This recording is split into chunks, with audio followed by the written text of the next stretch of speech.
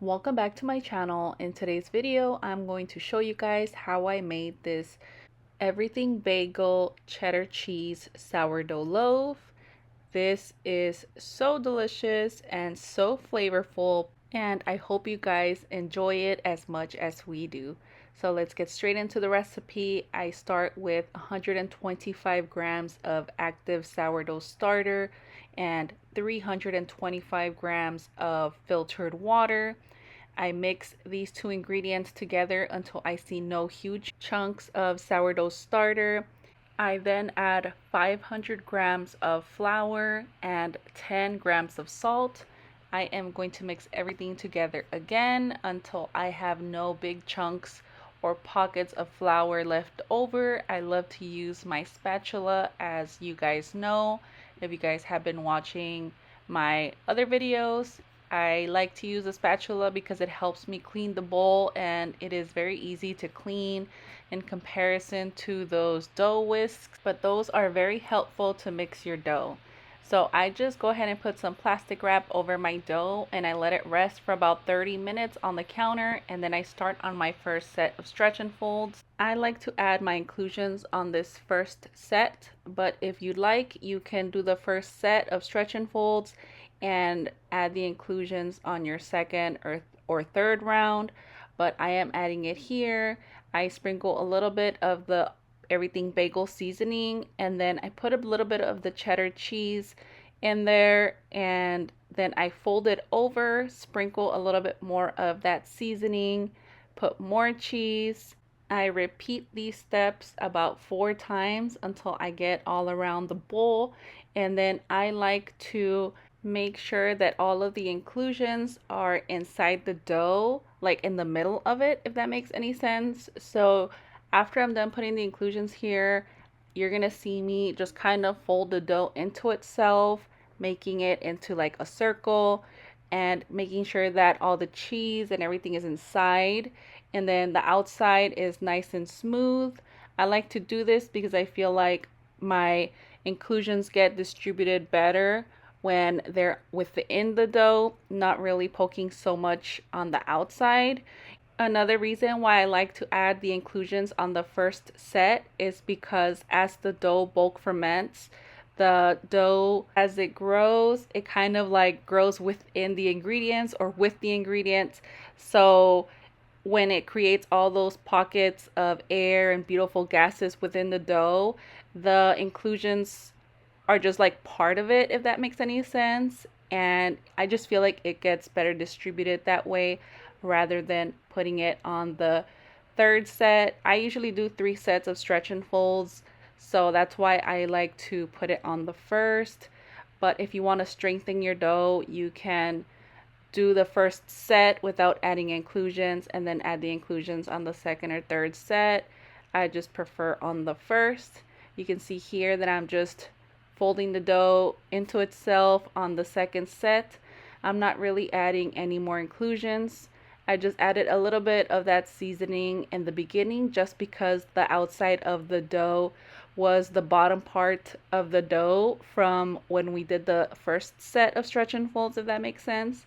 So here you can see that there's a little bit of cheese poking through, a little bit of seasoning poking through, but all the inclusions are inside, and that's what we want. We want to have a bite of everything when we slice our loaf.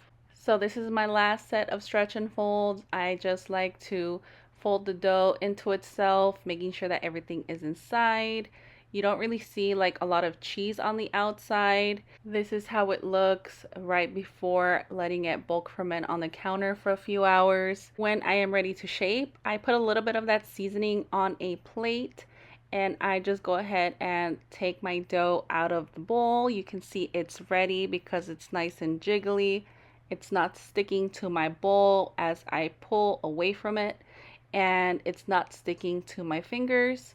So I go ahead and dump this dough onto my mat, and instead of laminating this dough, I am just going to gently shape it.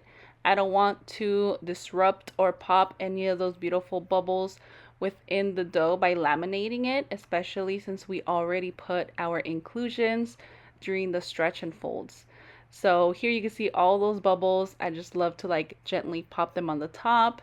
And I am just doing push and pull motions to make a nice tight little ball. And then I let it rest for a little bit on the counter. And look at how beautiful this dough is. I love it so much and it smells amazing. I am now going to do the double catty clasp to shape my dough to put it into the banneton. I am doing a batard shape because I feel like it's better for sandwiches and I think it just looks beautiful. But anyways, here is a plate with a little bit of water. You could just spray it with a spray bottle. I just didn't have one, so I used a plate. And then I am just going to gently roll the dough on top of that seasoning. And I am going to just put it on a banneton. Here is a little hack for you guys. I do this when I have inclusions for any loaf or anything that's going to maybe transfer or go through the liner. I put a little bit of plastic wrap under the liner and that helps it from just making my banneton smell or get a weird color or anything go through. And it's perfect in the morning. You could just go ahead and take that off and your banneton is like new. So I just stitched my dough a little bit and I put a plastic wrap on top and put it in the refrigerator overnight. And then in the morning I just got my oven preheated to 450 degrees with my Dutch oven inside, and I am showing you guys how beautiful this dough is. Look at how perfectly proofed it is. And I am just using this bread sling or dough sling, I'm not sure what it's called. And look at the liner, how it absorbed a lot of that moisture from the loaf and from the seasoning. So I just take it off and look, voila, perfectly clean banneton. And all I have to do is just wash the liner and it's just like new and nothing is stained or smelling weird. So I am just scoring my loaf. I am doing just a simple score. I score at a 45-degree angle and I go over it once more after that, and then I put it into the Dutch oven and bake it at 450 degrees for 30 minutes with the lid on. And this is what it looks like once I take the lid off. You can see the cheese is nice and melted. I turn the pot around so it can get nice and toasty.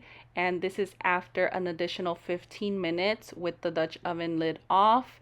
And this is how the loaf turned out. It smells amazing. It tastes amazing. And if you love the everything bagel seasoning, you are going to love this loaf. Look at how beautiful, and you can see the little specks of cheese everywhere and hints of the seasoning within the loaf. If you don't want the seasoning all over the loaf, you can just do the seasoning on the outside of the loaf.